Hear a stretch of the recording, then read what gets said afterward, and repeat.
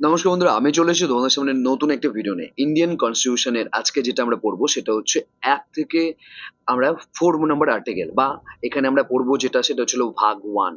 আমরা এর আগের দিন পড়েছিলাম যে গণপরিষদ কিভাবে গঠন করা হয়, গণপরিষদ কিভাবে আনা হয়েছিল, খরচা কমিটি কি ছিল, খরচা কমিটি কেন আনা হয়েছিল, কে খরচা কমিটির সদস্য ছিল। তাছাড়া আমরা কি পড়েছিলাম যে ইন্ডিয়ান ন্যাশনাল ফ্ল্যাগ সবকিছু আগের ভিডিওতে আমরা পড়ে নিয়েছি। আর আগের ভিডিও তোমরা দেখেছো, ভালো রেসপন্স করেছো। তো তাই জন্য আজকে যেই ইন্ডিয়ান পলিটি ফার্স্ট যেটা শুরু করবো সেটা হচ্ছে ভাগ ১। ওকে, আমি তোমাকে আগেও বলছি, এখনো বলছি, অনেকে আজকে তোমরা এখানে যে কন্টেন্টটা পাবে সেই কন্টেন্টটা হয়তো তোমাকে টাকা দিয়ে পারচেস করতে হবে। আমি আগেও বললাম, এখনো বলছি যে তোমাদের টাকা দিতে হবে না, তোমরা জাস্ট শেখো, ব্যাস এতটুকুই আমার কাছে, যাতে তোমাদের কোনো প্রবলেম না হয়। তো আজকে যেটা পড়বো সেটা হচ্ছিল আমাদের, কি বললাম তোমাদেরকে, যে আমাদের যে আম, আমাদের যে ভারতীয় সংবিধানের ভাগ ১টা মানে পার্ট ১, এই পার্ট ১-এ কি বলা হয়েছে, কি না বলা হয়েছে, পার্ট ১-এর মধ্যে কোন কোন ভাগগুলোকে পড়ে, কোন কোন আর্টিকেল গুলো পড়ে, আমরা এর আগের দিন পড়েছিলাম যে আমাদের যে ফার্স্ট যখন হয়েছিল তখন আমাদের ভাগ কতগুলো ছিল, আমাদের ভাগ ছিল 22টা। ঠিক আছে, ভাগ ছিল 22টা যখন ফার্স্ট, যখন সংবিধান আমাদের কি হলো, আমরা গ্রহণ করলাম। কখন গ্রহণ করেছিলাম, প্রথমে এই প্রশ্নটা কিন্তু আগের বারে বলেছি, এখনো বলছি, আমাদের কখন গৃহীত হয় এবং কখন থেকে কার্যকরী হয়। আমাদের যদি বলে কখন গৃহীত হয়, তখন ২৬শে নভেম্বর, কি বললাম, ২৬শে নভেম্বর কত, 1949 আমরা কি করেছি, এটাকে আমরা গ্রহণ করেছি। ওকে, এবং কার্যকরী কখন হয়েছিল, ২৬শে জানুয়ারি, ২৬শে জানুয়ারি 1950-তে এটা আমাদের কি হয়েছিল, কার্যকারী হয়েছিল, তাই তো। এটা কিন্তু আমরা জানি ভালো মতন। তো যখন এটা কার্যকারী হলো, যখন আমরা সংবিধান থেকে পুরোপুরি নিয়ে নিলাম, আমাদের রাজেন্দ্র প্রসাদ যে ছিল, রাজেন্দ্র প্রসাদ যে আমাদের সভাপতি ছিল, সে কিন্তু লাস্টে সাইন করে দিয়েছিল, মানে যতজন সদস্য ছিল তারা কিন্তু সাইন করে দিয়েছিল। সাইন করে দেওয়ার পরে এই যে আমাদের যেই সংবিধানটা গঠন করা হয়েছিল, সেখানে আমরা তখন দেখেছিলাম যে আমাদের ২২টা ভাগ ছিল, ৩৯৫টা, ৩৯৫টা আমাদের কি ছিল, আর্টিকেল ছিল। এটা কিন্তু এখন বেড়ে হয়ে গেছে ২৫টা ভাগ। ঠিক আছে, কিন্তু এখনকার কথা কিন্তু আমি বলছি না, ২৫টা ভাগ হয়ে গেছে এখন, 448 প্লাস হয়ে গেছে। এটা হয়ে গেছে আমাদের আমাদের যে তপশিলি ছিল সেটা আমাদের ১২টা হয়ে গেছে। সেটা পরের ব্যাপার, সেটা পরে আমরা জানবো। আজকে এখন যেটা জানবো সেটা হলো যে আমরা যে ৩৯৫টা সেটা আমরা মেন, এখন পরে তো প্রত্যেকবার আলাদা আলাদা করে নিয়ম আনছে, সংশোধনী করছে এবং নতুন নতুন আমাদের নিয়ম গঠন হচ্ছে, আমাদের ভাগ গঠন হচ্ছে, তাই তো। তো সেটাকে আমরা জানবো। ওকে, তো ফার্স্ট যেটা আমাদের ভাগ ১ মানে পার্ট ১, সেই পার্ট ১-এ কি বলেছে সেটা আমরা আজকে বিস্তারিত আলোচনা করব। দেখো এখানে পার্ট ১-এ বিস্তারিত, এখানে নরমাল ভাবে হালকা করে বলে দেওয়া আছে। পার্ট ১-এ এই বলেছে, পার্ট ২-তে এটা বলেছে, পার্ট ৩-তে এটা বলেছে, পার্ট ৪-তে এটা বলেছে। এখানে যেটা পার্ট ১ মানে আমাদের সংবিধান যে পার্ট ১ সেটা হচ্ছিল ১ থেকে কত, ৪ নম্বর, ৪ নম্বর আর্টিকেলকে, আর্টিকেল পর্যন্ত যা যা আছে সবগুলোকে আমরা কি করি, আমাদের তোমার সংবিধানে পার্ট ১ এর মধ্যে ধরা হয়। ওকে, তো এবার হচ্ছে হলো এখানে যেটা আমরা পড়বো সেটা হচ্ছে ভাগ ১, মানে আমাদের যে সংবিধানের যে আর্টিকেল ১, ঠিক আছে, সেই আর্টিকেল ১টা পড়বো। আর্টিকেল ১-এ কি বলা হয়েছে, দেখো আজকে আমি এখানে যা যা বলবো, এখানে শুধু আর্টিকেল ১টা বলবো না, আর্টিকেল ১ কেন এসেছিল, কিসের জন্য এসেছিল, সবকিছু কিন্তু তোমাদেরকে ইন ডিটেলস এখানে আলোচনা করা হবে। যে এখানে আমাদের যে পার্ট ১টা বলেছে, সেটা পার্ট ১-এ এখানে কি বলেছে, India, that is Bharat, shall will shall be a কি ইউনিয়ন স্টেট। আচ্ছা, ইউনিয়ন স্টেট যখন এখানে আসে তখনই আমি তোমাদেরকে কিছু জিনিস আমি তোমাদেরকে একটু জানাবো। সেটা হচ্ছিল আমাদের এখানে কি হয়, ৩টে জিনিস হয়, সেটা হচ্ছে কনফেডারেল, ফেডারেল এবং ইউনিয়ন। ওকে, তো হচ্ছিল কনফেডারেল, কি বললাম, কনফেডারেল,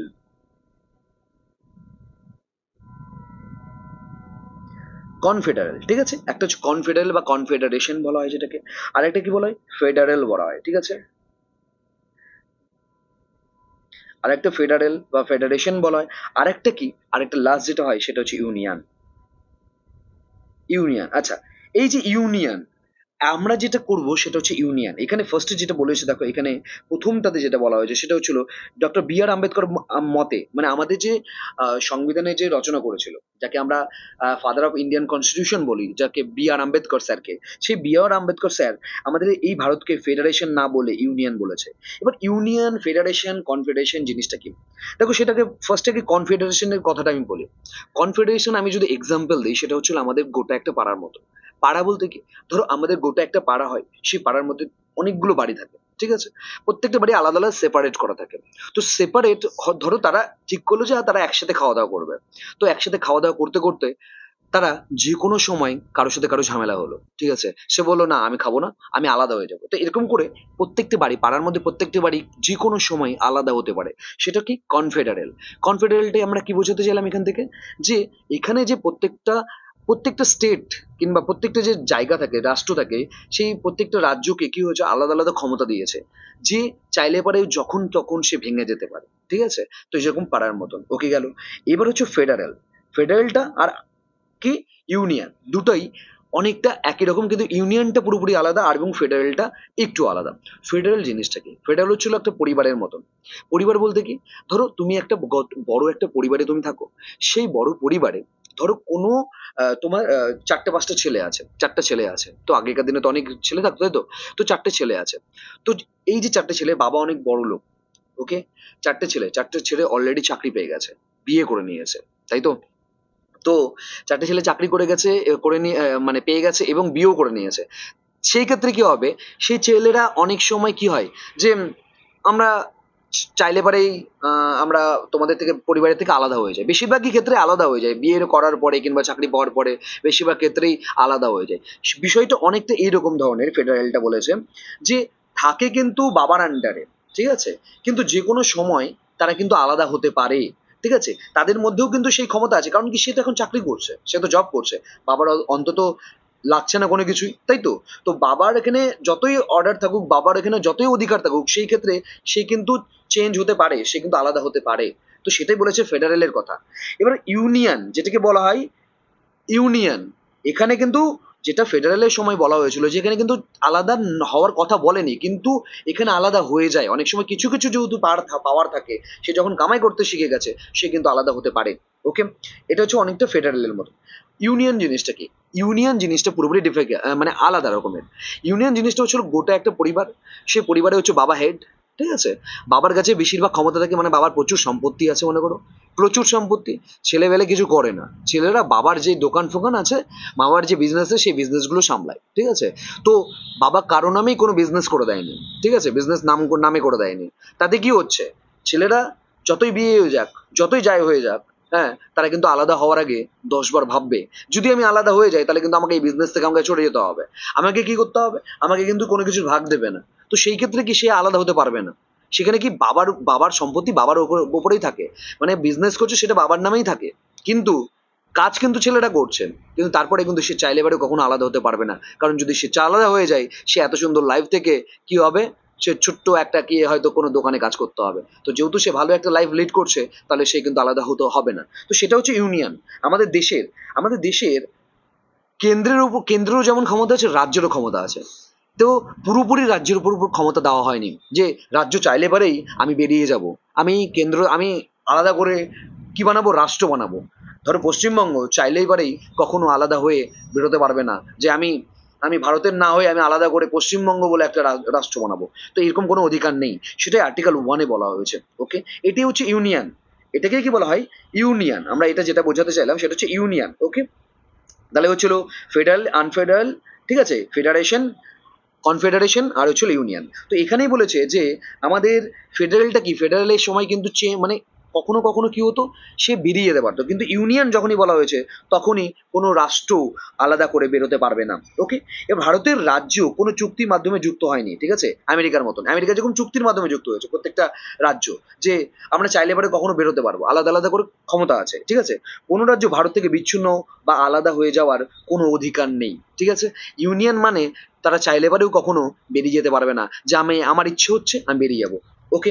এবার এখানে কি বলা হয়েছে, যে ফার্স্টের দেশের নাম, আমাদের সংবিধানের ঐতিহ্য যেটা কি, ঐতিহ্যবাহী কি ভারত, বা আধুনিক নাম হচ্ছে ইন্ডিয়া। আমরা দুটো নামই কিন্তু ডাকি, ভারত এবং ইন্ডিয়া দুটো নামই ডাকে, ঠিক আছে।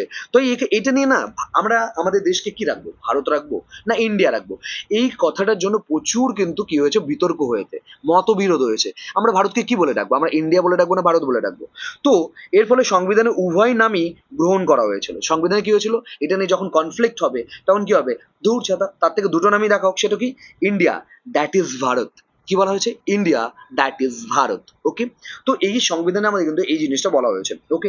এবার এর মধ্যে কি বলেছে, যে এখানে আমাদের যে আরেকটা জিনিস, সেটা হলো যে এখানে আমাদের আরেকটা জিনিসের কথা বলেছে, ভূখণ্ড। ভারতের ভূখণ্ড শ্রেণী মানে টেরিটরি, টেরিটরিটা মানে কি, আমাদের যে কতটা পরিমাণে সীমানা আছে সেটাকে বলে টেরিটরি বলা হয়, ঠিক আছে। তো এখানে রাজ্যসমূহ, বর্তমানে আমাদের রাজ্য কতগুলো আছে, বর্তমানে আমাদের রাজ্য আছে 28টি রাজ্য, এবং কি কেন্দ্রশাসিত অঞ্চল বা ইউনিয়ন টেরিটরি যেটাকে বলা হয়, যেখানে আমাদের কতগুলি 8টা আছে। তো আচ্ছা জানো, এটা হয়তো পরে তোমাদেরকে বোঝাবো যে ইউনিয়ন টেরিটরি বা আমাদের যে তোমার হলো কেন্দ্রশাসিত অঞ্চল। দেখো, কেন্দ্রশাসিত অঞ্চল হওয়ার জন্য কিন্তু অনেক রুলস থাকে, অনেক নিয়ম থাকে। কেউ কিন্তু চাইলে কেন্দ্রশাসিত অঞ্চল হবে না, ঠিক আছে। যেটা মনে করো ডিফেক্ট এরিয়া, কোনো দেশের সাথে আরেকটা দেশের ডিফেক্ট এরিয়া, সেই জায়গাগুলো বিশেষ করে যেমন আমাদের ইউনিয়ন টেরিটরি করা হয়, যেমন লাদাখ, তারপর হলো আমাদের কি জম্মু কাশ্মীর, এগুলো কি টেরিটরি মানে পুরো আলাদা রকমের এরিয়া, ঠিক আছে। তো এখানে কি দুটো দেশ মিলে যেখানে কনফ্লিক্ট হতেই থাকবে, তো তার জন্য এই জিনিসগুলো, এই জায়গাগুলোকে বেশিরভাগ কি করা হয়, সেটা হচ্ছিল ইউনিয়ন টেরিটরি করা হয়। আচ্ছা, আরেকটা অর্জিত, অর্জিত এলাকা। তো এই অর্জিত এলাকা কি, মানে এখানে বলা হয়েছে যে ভারত তো কখনো কোনো কোনো কোনো দেশকে কিংবা কোনো দেশের কিছু অংশকে আমরা তো জিতেও যেতে পারি, তাই কি না? যদি জিতে যায় তো 1 নম্বর আর্টিকেলের দ্বারা আমরা এখানে কি করতে পারবো, এটাকে যুক্ত করতে পারবো। কি বলেছে, যা যা ভবিষ্যতে কোনো সময় অর্জন করতে পারে, ঠিক আছে। যেমন কি পুদুচেরি এবং গোয়া। পুদুচেরি জানো, পুদুচেরি কিন্তু আমাদের যে 1947 সালে যখন হয়েছিল, 1947 সালে কিন্তু আমাদের কিন্তু এটা কিন্তু আমরা দখল করতে পারিনি। যখন আমাদের দেশ স্বাধীন হয়ে যায় সেটা কিন্তু দখল করতে পারিনি, সেটা পরে দখল করা হয়েছিল। সেটা কি, অপারেশন পোলোর দ্বারা, অপারেশন পোলোর দ্বারা আর্মি নামিয়ে আমাদের যে পুদুচেরি আছে সেটা কিন্তু আমাদের দখল করা হয়েছিল। ওকে, তো এটা বিস্তারিত আরো অনেক কথা আছে, সেটা আমি তোমাদেরকে পরে বলবো, ঠিক আছে। তো এইভাবে অর্জিত, যেমন ধরো আমরা পাকিস্তানের বালুচিস্তান হয়তো কোনো একটা স্টেট আছে, বালুচিস্তান জানো পাকিস্তানের সাথে একটা ডিফেক্ট আছে। তো বালুচিস্তান যদি কখনো চায় যে আমাদের সাথে যুক্ত হতে, তো আমরা কিন্তু সেই এই 1 নম্বর আর্টিকেলের দ্বারা আমরা কিন্তু এই যে আমাদের কি, আমাদের সাথে যুক্ত করতে পারবো, ঠিক আছে, বালুচিস্তানকে কিংবা যে কোনো ইয়েকে। ওকে, তো এবার চলে আসি আমাদের নাম্বার 2। নাম্বার 2তে কি বলা হয়েছে দেখো, নাম্বার 2 হচ্ছে হলো যে এখানে কি, নতুন রাজ্য অন্তঃকরণ। নতুন রাজ্য অন্তঃকরণ মানে কি, আমরা নতুন কোনো রাজ্যকে আমাদের মধ্যে কি করতে পারবো, আনতে পারবো। আর্টিকেল 2তে যেটা বলা হয়েছে, নতুন কোনো রাজ্যকে কি করবো, আনতে পারবো। নতুন কোনো রাজ্যকে আনতে পারবো। এখানে মেন যেটা সব থেকে বড় জিনিস, সেটা আমরা একদম পরীক্ষায় অনেক সময় বারবার করে আসে, ভিভিআই ইম্পর্টেন্ট, ঠিক আছে, পরীক্ষায় বারবার করে আসে, সেটা হচ্ছে সিকিম। সিকিম, সিকিম কিন্তু, আমি সিকিম কেন আমাদের সাথে যুক্ত হয়েছিল, কি ঘটনা ঘটেছিল সেটা তোমাদেরকে বলছি, ভালো মতন শুনবে। ওকে, তো এখানে কি হয়েছিল যে সিকিমের কি ঘটনাটা ঘটেছিল, সিকিমের ঘটনাটা ঘটেছিল যে আমাদের যে সিকিম আছে সেই সিকিমের উপরে ছিল তিব্বত। সেই তিব্বত কিন্তু আগে চীনের ছিল না, সেটা কার ছিল, আলাদা করে তিব্বত বলে একটা জায়গা ছিল, ঠিক আছে। কিন্তু যখন চীন সেই যে আমাদের সিকিমের উপরে যে চীন যেই জায়গাটাকে কি করেছিল, তিব্বত থেকে দখল করে নিয়েছিল, দখল করে নিয়ে সেইটাকে পুরো 4 ভাগ করে দিয়েছিল। মানে তারা যখন সবাই একটা দেশের সবাই যখন একসাথে থাকছে তাদেরকে 4 ভাগ করে দিল, ভাগ করে দিয়ে কাউকে এদিকে পাঠিয়ে দিয়েছে, কাউকে এদিকে পাঠিয়ে দিয়েছে, কাউকে এদিকে পাঠিয়ে দিয়েছে, কাউকে এদিকে পাঠিয়ে দিয়েছে, কাউকে এক জায়গায় রাখেনি, সবাইকে আলাদা করে ছিন্ন বিচ্ছিন্ন করে দিয়েছে। আর এই ঘটনাটা যখন, সিকিম তো আলাদা করে আমাদের দেশ ছিল, তো সিকিম যখন এই ঘটনাটা দেখলো তখন সে ভাবলো চলো আমরা কিন্তু ভারতের সাথে যুক্ত হতে পারি কিনা। তো আমাদের এদিক থেকে ভারত থেকেও তাকে অফার করা হলো। তো সে বলল দেখুন, আমরা ভারতের সাথে যুক্ত হতে পারি, তার আগেই আমরা আগে প্রথমে আপনাদের সাথে কিছুদিন থাকবো, দেখবো আপনারা অন্য দেশে হয়ে এসছি বলে আপনারা আমাদের সাথে বাজে ব্যবহারও করতে পারেন, আমাদের সেই সুযোগ সুবিধাও না দিতে পারেন। তো তাই জন্য কি করলো, বললো যে প্রথমে দেখবো যদি আমাদের ভালো লাগে তবে আমরা ভারতের সাথে যুক্ত হবে, না হলে আমরা ভারতের সাথে যুক্ত হব না। ওকে, তো সেখানে দেখো বলেছে 1974 সালে, 1974 সালে কি হয়েছিল, সে কি করলো, সিকিম বললো চলো আমরা তোমাদের সাথে যুক্ত হই। তো 74 সালে আমাদের সহযোগী রাজ্য হিসাবে, সহযোগী মানে কি, আমরা as a friend, as a মানে আমাদের কি হয়, বন্ধু হিসাবে, যে আমাদের তাদেরকে নিলাম। সে দেখছে যে আমাদের ঠিকঠাক করে আমাদেরকে যদি আমরা আলাদা করে হই তাহলে পরে আমাদেরকে দেবে কি দেবে না। তো সে কি কোনো কিছু আমাদের সুযোগ সুবিধা দেবে কি দেবে না, তো সেইভাবে সিকিম কি করলো, আমাদের সাথে যুক্ত হয়ে গেল। ওকে, সিকিম যুক্ত হয়ে যাওয়ার পরে সে দেখলো, দেখার পরে সে তার বেশ ভালো লাগলো যে সত্যিই তো ভারত আমাদের সাথে কত সুন্দর ব্যবহার করছে, আমাদের প্রত্যেকটা যেরকম প্রত্যেকটা রাজ্য যেরকম সুযোগ সুবিধা পাচ্ছে সেই সুযোগ সুবিধা আমরা পাচ্ছি। তখন সে কি করলো, যে প্রথমে হয়েছিল 35তম, এটা কিন্তু মনে রাখতে হবে, যখন প্রথম সহযোগী রাজ্য হিসেবে হয়েছিল 35 নম্বর সংবিধান সংশোধনের দ্বারা, ঠিক আছে। তারপরে যখন পুরোপুরি আমাদের আমাদের দেশের সাথে যুক্ত হয়ে গেল সিকিম রাজ্য বলে, কত 22তম রাজ্য হিসাবে, 22তম রাজ্য হিসেবে পূর্ণাঙ্গ রাজ্য হিসেবে আমাদের কি হলো সিকিম 1975 সালে 36তম সংবিধান সংশোধনের দ্বারা, কত 35 নম্বরের দ্বারা সহযোগী রাজ্য হিসেবে গঠিয়েছিল, এবং 36 নম্বর সংশোধনের দ্বারা কি হয়েছিল, সে 1975 সালে 74 সালে যুক্ত হয়েছিল সহযোগী রাজ্য হিসেবে, এবং 75 সালে সে কি করেছিল, আমাদের সাথে পুরোপুরি যুক্ত হয়ে গেল কততম রাজ্য হিসেবে, 22তম রাজ্য হিসাবে। ঠিক আছে।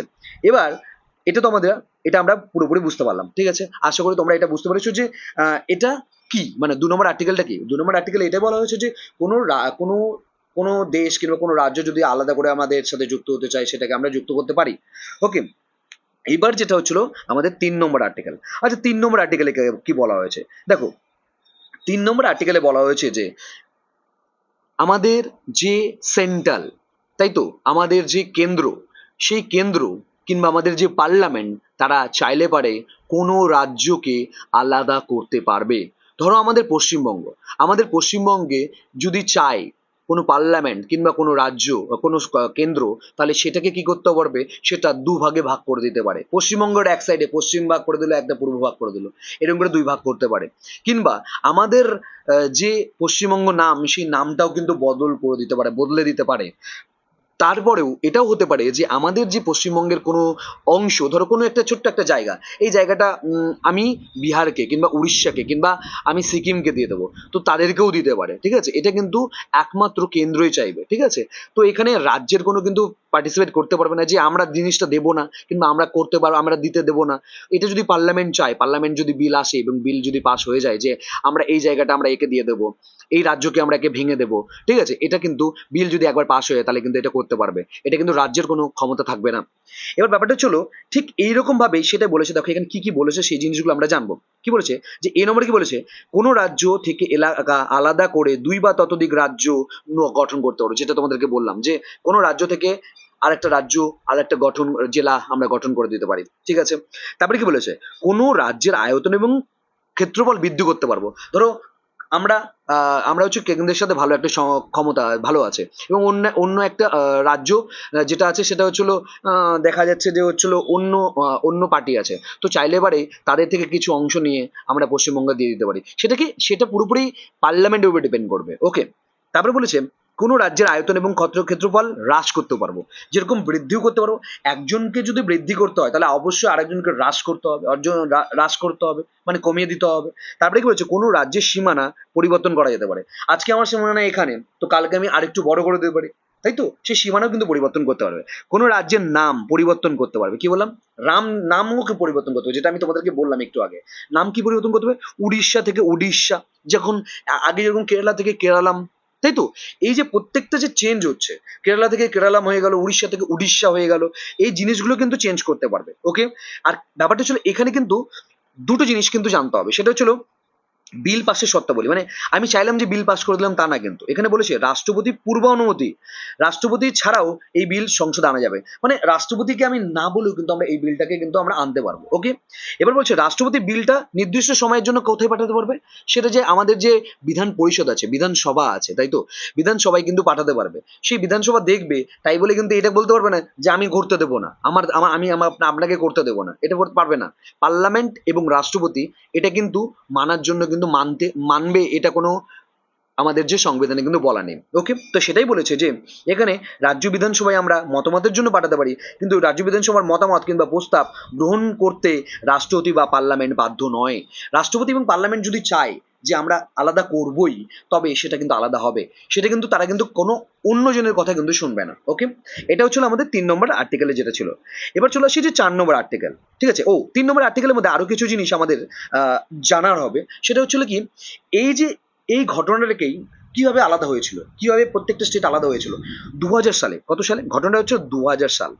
2000 সালে আমাদের 3টে স্টেটকে কিন্তু আলাদা করে দেওয়া হয়। ঠিক আছে, পুরো 3টে স্টেটকে আলাদা করা হয়, দেওয়া হয় দুটো নামে, মানে একটা স্টেট থেকে, মানে 3টে স্টেট থেকে 6টা স্টেট হয়ে যায়। ঠিক আছে, সেগুলো কি কি, প্রথম হচ্ছে এমপি।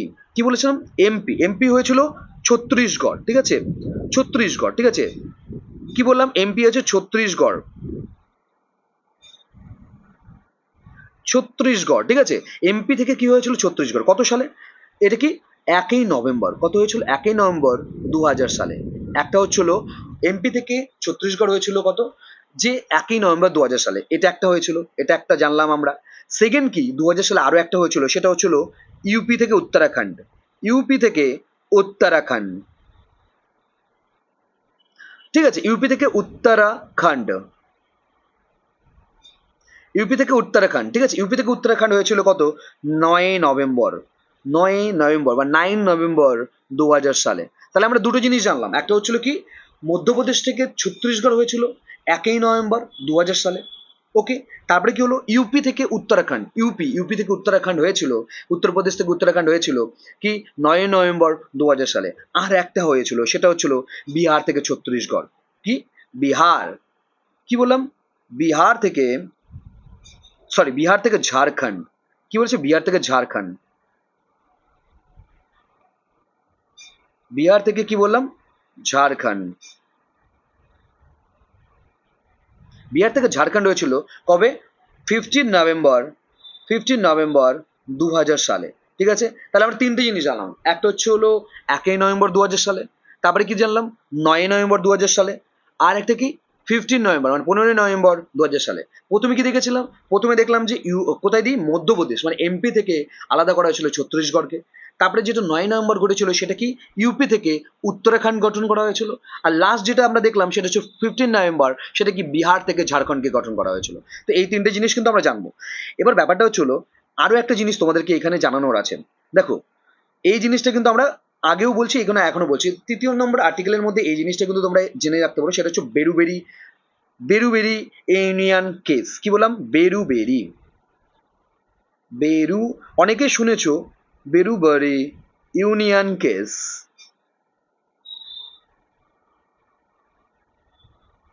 বেরুবেরি ইউনিয়ন কেস কত সালে ঘটেছিল, 1960-তে যে ঘটনাটা ঘটেছিল। আচ্ছা, বেরুবেরি ইউনিয়ন কেস এই জিনিসটা কি, সেটা কেন এই 3 নম্বর আর্টিকেল মানে 3 নম্বর আর্টিকেলে আমরা তোমাদের সাথে বিস্তারিত আলোচনা করছি। দেখো বেরুবেরি ইউনিয়ন কেসটা অনেকটা এরকম ধরনের, ধরো বেরুবেরি একটা এমন একটা জায়গা যেটা হচ্ছে জলপাইগুড়ি, পশ্চিমবঙ্গের জলপাইগুড়ি বলে জায়গা আছে, সেই জলপাইগুড়ি জেলার, ঠিক আছে, এখানে কি হয়েছিল যে ছোট্ট একটা জায়গা ছিল বড়িবাড়ি। তো এখানে কি হয়েছিল যখন 1947 সালে, কত 1947 আমাদের কি হয়েছিল, দেশ স্বাধীন হয়েছিল, তখন সিরিল রেড ক্লাইভ কে এসেছিল, এসে কি করেছিল, আমাদের দেশকে ভাগ করেছিল, যে এতটুকু এতটুকু এতটুকু হচ্ছিল ইন্ডিয়া, তাই তো। সিরিল রেড ক্লাইভ যখন 1947 সালে আসলো, আসার পরে তারা কি করলো, ফার্স্টে প্রত্যেকটা ভারতের যেখানে বর্ডারে যেখানে পুলিশ স্টেশন আছে, সেই পুলিশ স্টেশন হিসেবে এরকম ড্র করে দিল, ড্র করে দিয়ে পুরো আমাদের আলাদা করে দিল সবকিছু, তাই তো, পুরো ভারতকে আলাদা করে দিল, যে আমাদের হচ্ছে ভারতের মধ্যে অংশ। এবার ঘটনাটা কি ঘটে গেছিল, যে বেরুরি ঘটনাতে সেটা হচ্ছিল ওয়েস্ট বেঙ্গলের, আমাদের যে ওয়েস্ট বেঙ্গল, সেই ওয়েস্ট বেঙ্গলের যে কি বলেছে জলপাইগুড়ি, ঠিক আছে, জলপাইগুড়ি, জলপাইগুড়ি জেলার কি হয়েছিল, জলপাইগুড়ি জেলার কি ঘটনা ঘটেছিল, যে এইখানে পুরো যে বাংলাদেশের সাথে ভাগ হয়ে গেছিল, মানে বাংলাদেশে ভাগ হয়ে গেছিল কি, এখানে 90% যে জলপাইগুড়ি এই জায়গাটা বেরুবেরি এই যে গ্রামটা যেখানে আছে, সেই বেরুবেরি গ্রামে আমাদের ইন্ডিয়ার মধ্যে 90% মুসলিম হয়ে গেছিল, ঠিক আছে, এবং মানে 90% এখানে মুসলিম চলে এসেছিল, মানে যেটা ওদিকে থাকার কথা ছিল তারা এদিকে চলে এসেছিল, ঠিক আছে, যারা বাংলাদেশে থাকার কথা ছিল কিন্তু তারা থাকতে পারেনি, তারা এদিকে চলে এসেছে। আর এখানে কি হয়েছিল 70% হিন্দু চলে গেছিল, 70% হিন্দু ওইদিকে চলে গেছিল। এবার ঘটনাটা এখানে এই ঘটনা ঘটে যায়, তো এরপরে না তখন এদের মধ্যে পুরো একটা আলাদা করে কনফ্লিক্ট শুরু হয়, যে আমাদের দেশের লোক অন্য দেশে গিয়ে আছে, মানে আমাদের যারা হিন্দুরা আছে তারা ওইদিকে আছে, এদিকে যারা মুসলিমরা ওরা এইদিকে থাকতে চায়, ওরা ওইদিকে আছে। তো এই ঘটনাটা না বারবার করে পুরো প্রবলেম একটা ক্রিয়েট হচ্ছে, যে আহ, তাদের মধ্যে তাদের জন্য পুরো যেটা হলো আমাদের বর্ডার আছে সেটা খুলে দেওয়া হচ্ছে, কখনো এরা এদিকে যাচ্ছে কখনো ওরা ওইদিকে যাচ্ছে। তো এই জিনিসটা প্রত্যেকটা খারাপ হতে থাকে। তো এই ঘটনাটা তখন হয় হচ্ছিল কি 1958 সালে, কত 1958-এ কি হয়েছিল, 1958-এ আমাদের যে কি আমাদের প্রধানমন্ত্রী কে ছিল, জওহরলাল নেহরু। জওহরলাল নেহরু কি করেছিল, যে এই জিনিসটাকে আমাদের ঠিক করা উচিত, আমাদের যে প্রধানমন্ত্রী ছিল, কারণ ঠিক না করলে পরে এই জিনিসটা প্রবলেম হচ্ছে। তো জওহরলাল নেহরু গেল কার কাছে, বাংলাদেশের যে তখন প্রধানমন্ত্রী ছিল সেটা কি ফিরোজ খান শাহ, কি বললাম, এটা হচ্ছে জওহরলাল নেহরু কার কাছে গেল, ফিরোজ খান শাহ, যে ফিরোজ খান সুন, ঠিক আছে। তো তার কাছে গেল, ফিরোজ খানের কাছে গেল, গিয়ে বলল যে দেখো এই ঘটনাটা পুরোপুরি অন্য রকমের বিষয় হয়ে গেছে, যে এখানে তোমাদের কিছু কিছু লোক আমাদের দিকে চলে এসছে, তো আর আমাদের কিছু লোক ওখানে আছে। তো সেই জিনিসটা অনেক ঘটনা ঘটার পরে, তাদের সাথে আলোচনা করার পরে, আমাদের যে প্রধানমন্ত্রী ছিল জওহরলাল নেহরু, সে বলল ঠিক আছে আমরা বেরু যে গ্রামটা আছে সেটা আপনাদেরকে দিয়ে দিচ্ছি।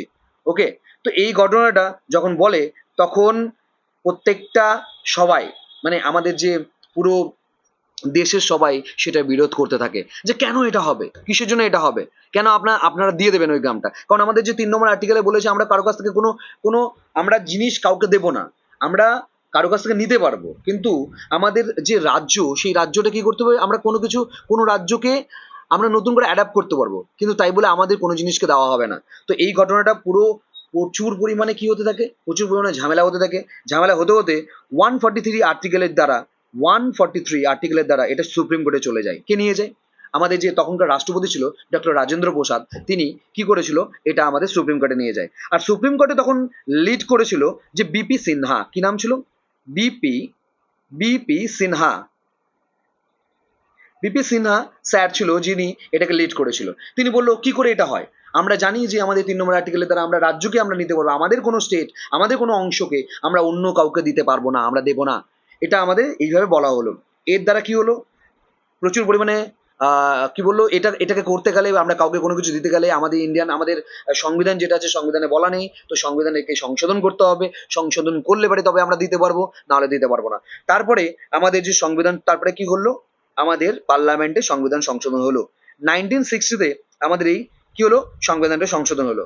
সংবিধান সংশোধনের দ্বারা কি হলো, যে আমাদের প্রধানমন্ত্রী জওহরলাল নেহরু এটাকে দিতে চায়, কিন্তু আমাদের জনগণ সেটা ঠিক করতে দেয় না। তারপরে আমাদের যে নরেন্দ্র মোদী, ঠিক আছে, নরেন্দ্র মোদী আসার পরে এই বেরুবেরি কেসটা পুরো সলভ হয় পুরোপুরি। তখন এদিকে দিয়ে দেয়, যারা মুসলিম ছিল মুসলিমরা ওইদিকে চলে যায়, এবং হিন্দুরা এদেরকে নিয়ে নেওয়া হয়। তো এটাই বেশ ঘটনাটা, এটা কিন্তু বেরুবেরির ঘটনাটা কিন্তু আসতে পারে, যে বেরুবেরি ইউনিয়ন কেস কবে হয়েছিল, আচ্ছা কিসের জন্য হয়েছিল, আচ্ছা আমাদের যে বেরুবেরি এই গ্রামটা সেটা কোথায় অবস্থিত, জলপাইগুড়ি, পশ্চিমবঙ্গের জলপাইগুড়ি জেলার অবস্থিত। ঠিক আছে, তো এই বিষয়টা কিন্তু তোমাদেরকে জেনে রাখা উচিত, কারণ এটা প্রচুর ইম্পর্টেন্ট আমার মনে হয়, যে কখনো আসতেই পারে, বলা যায় না।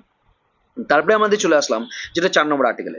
4 নম্বর আর্টিকেলটা বেশি কিছু না, এখানে কয়েকটা জিনিস আমাদেরকে জানতে হবে। সেটা 4 নম্বর আর্টিকেলে কি বলেছে, 2 এবং 3 কি বলেছে, ধার ভালো তুমি বুঝবে যে এখানে কি কি বলা হয়েছে, এটা কিন্তু খুবই ইম্পর্টেন্ট।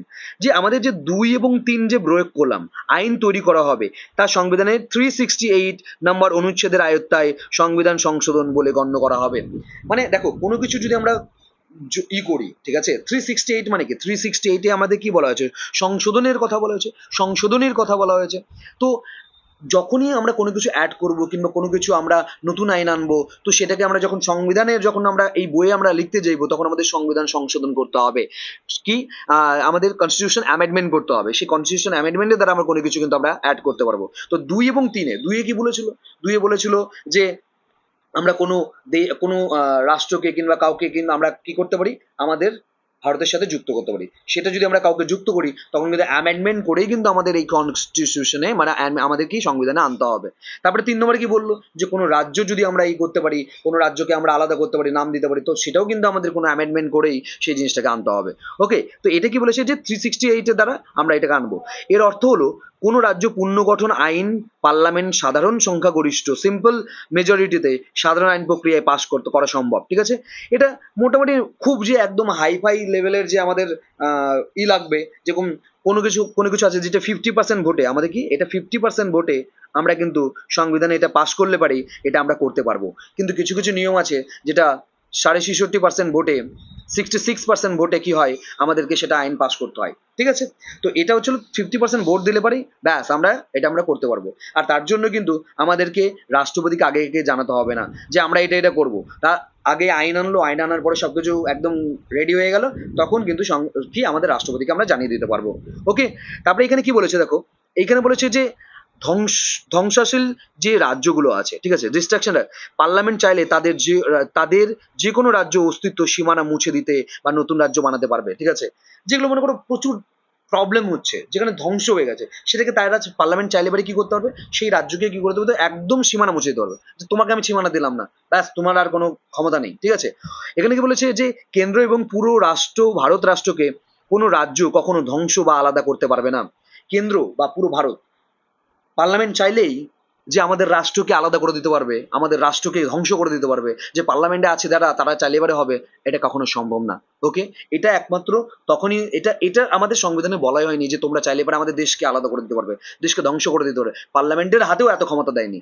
ঠিক আছে, তো ব্যাপারটা হলো আজকে এতটুকুই, এই 4টে আর্টিকেল। এর পরে পার্টে আজকে এমনি অনেকটা বড় ক্লাস হয়ে গেছে, তো এটা শেষ করা হলো এখানেই। নেক্সট পার্টে যেটা আছে সেটা কিন্তু আরো অনেক ডিটেলস আছে, সেটা আমরা বলবো। এটা তারপরে আমাদের শেষ হবে। এখানে আরো কিছু ঘটনা ঘটেছিল, সেই ঘটনাগুলো আমাদের তোমাদের সামনে বিস্তারিত, কেন আমাদের প্রত্যেকটা রাষ্ট্রের বলতে গেলে সেটা ভাষা, সবকিছু, ফজল আলী আয়োগ, এগুলো প্রত্যেকটা আমরা তোমার স্টেট রিঅর্গানাইজ স্টেট, সেটাও আমরা পড়বো। এই পার্টের মধ্যেই আছে, সেটা শেষ করে দেবো নেক্সট পার্টে। আশা করি তোমাদের ভিডিও ভালো লেগেছে। যদি ভিডিওটা ভালো লাগে, যদি অবশ্যই চ্যানেলটা সাবস্ক্রাইব করে দিও, লাইক করে দিও এবং শেয়ার করে দিও। আর কি ধরনের কন্টেন্ট পেতে চাও, কোন কোন সাবজেক্ট পেতে চাও, কোন ধরনের ভিডিও পেতে চাও, সেটা আমাকে বলবে। যা যা বলবে সেই ভিডিওগুলোই আমি তোমাদের সামনে তুলে ধরবো। ঠিক আছে, যে কোনো সাবজেক্ট, এনি ওয়ান সাবজেক্ট। ওকে, চলো আজকে এতটুকুই, নেক্সট দিন দেখা হচ্ছে।